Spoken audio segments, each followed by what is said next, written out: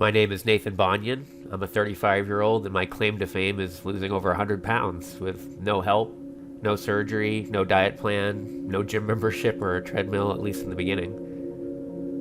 I can remember watching the scale go up and up, and I didn't do anything about it. I just ate pizza and played computer games. It wasn't until May 29th of 2015, when I was in a hotel in Atlanta, Georgia, that I decided enough was enough. It was a 5-second decision, and the rest is history.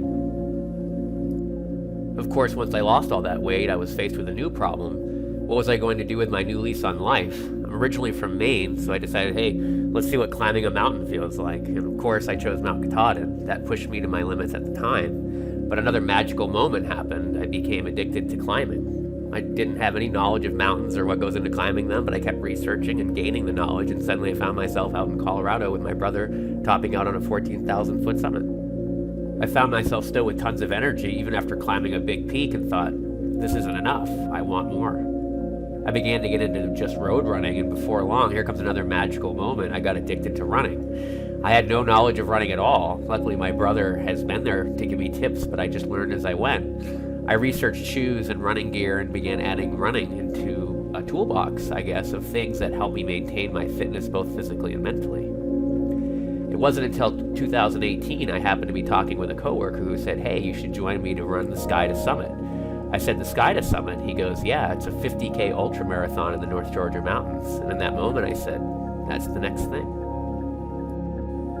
I can remember the day before the race, it kind of hit me that this wasn't just my first ultra. This is my first race ever.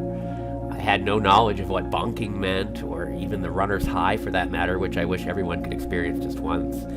I barely got any sleep that night. I tried sticking to my nutrition plan, but like everything else, I just said, screw it, let's go get it.